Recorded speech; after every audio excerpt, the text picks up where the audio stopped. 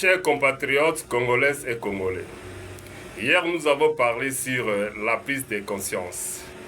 Nous avons dit Moka oyo tozali na bato ya mayele, tozali na bato ya bwanya, tozali na banganga nzambe, tozali na bato ya misolo, tozali na ba yike, tozali na nkita, tozali na balakisi ya minene, tozali na ba fonctionnaire de l'État, kasi tozangi bato balingi moka oyo.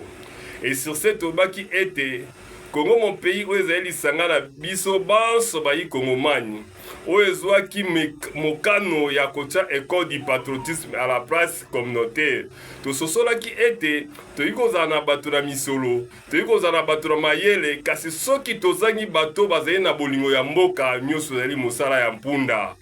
Bakongomani bazali na bakalite iso bazangi kaka nde bolingo ya ekolo. Nango tobaki ete bolingo ya ekolo ezali base, ezali moboko pote mboka na biso ezwa ela makasi. Nzoka nde pona kolinga ekolo tobaki ete sengele bato bazwa conscience. Ezali pasi mingi na mikili miyike tozali kokende bakofinga biso bato toyekoli mingi tozali na ba université ya minene kasi tozali ba inconscient. Nzoka nde conscience ezali nde départ ya délivrance pe ya développement ya ekolo na biso. Conscience ni esenge tozwa. Esenge tozwa conscience ke tozaka kana Congo oyo ezali bien communautaire ya biso banso.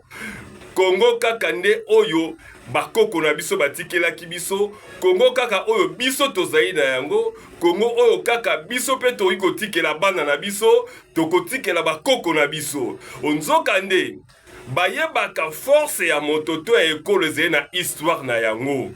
Et sur ce, lelo tokolobela sur l'histoire. Oyebi histoire tango toyekoli netelo balobaki ete ezali malakiswe ezali kotinda biso koyeba uta moto a bandaki bomoi na ye to koya na ye na se ya mokili kino tango oyo azali. Et sur ce, moto iso na sa moi azalaka na histoire na ye. Tokomona bayebaka force ya moto, force ya ekolo na histoire na yango.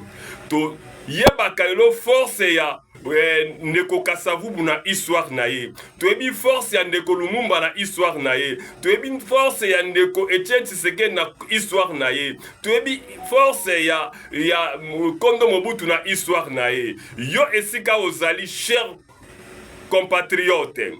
Tango na kobenga yo compatriote, ozali molinga mina ngai, moyi kongomani, oyo ozali na makila, oyo ozali na héritage ya Congo. Histoire nini yo kotika epa ya bana na yo. Histoire nini yo kotika epa ya bakoko na yo. Histoire ya moyibi, histoire ya lokuta, histoire ya koboma mboka, histoire ya kosimba mandoki, histoire ya kosimba machete. Et sur ce, na kosenga bayi kongomani banso, tokanisa histoire ni tokotika na mboka. Histoire nini yo kotika na libota na yo. Histoire nini oyo kotika epa ya bana na yo. Lobi tango okokufa parce que okozala seko te na ekolo. Ekolo tozali ba pèlerin d'ailleurs na se ya moi oyo. Menzambe apesi biso mabele oyo. Bakoko na biso ba heritaki yango. Bateki mabele te, babomi mabele te, baweleli mabele te. Bakoko batiaki intérêt communautaire. Bakoko bakomprenaki ete mabele nde leki nyonso. Mabele nde zali motuya. Bakoko balobaki ete bolingo na pesa ndakisa na table ronde. Tango ndeko Kasavubu ba prometaki indépendance. Son adversaire politique ezali Kondo Lumumba.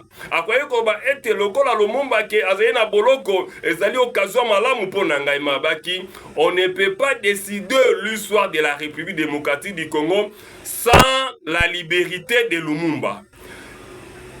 Chers compatriotes, nakobenga yo compatriotes parce que Congo ezali mboka na biso yali patrie ya yonangai. Lelo tokolobela histoire. Nous devons avoir une histoire. La force d'une famille, la force d'une personne, c'est l'histoire. Aujourd'hui, les gens comme Etienne Tshisekedi, Bazali Soussouté, Bakufaki, bakufa. Mais lelo histoire oyo bango basalaki yango nde bato bakolobela Ekondo Tshisekedi. Ndeko Mobutu histoire ya Ndeko Mobutu yango bakolobela lelo Mobutu. Yo zena histoire nini? Je ne suis pas un prédicateur de la bonne nouvelle, mais je suis un orateur patriotique animé de l'amour du patrie. Et sur ce, nous avons décidé de créer la communauté nationale. Nous devons léguer une histoire. Nous devons laisser une histoire. La prise de conscience est bon, mais quelle est la conscience?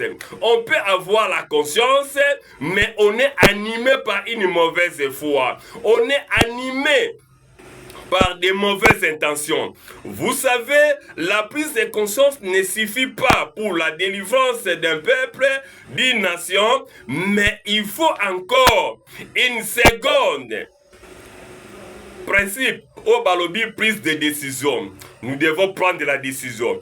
Nous devons prendre la décision que nous ne pouvons pas trahir notre pays. Nous devons prendre la décision, nous devons servir notre pays. Nous devons prendre la décision, Torigo Boaka sous salité na bakanivote. Toko foto so ba décision, na rigo melali sous maïté na zumolangi na ngala boaki na nzela. Foto so décision.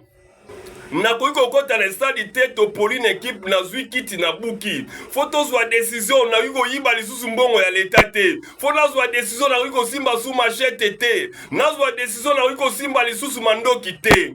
C'est là où le pays va décoller. C'est là où le pays va changer. Et sur ce, nous appelons le peuple congolais. L'heure est venue où nous devons prendre conscience et prendre la décision. Nous devons léguer une histoire dans notre pays.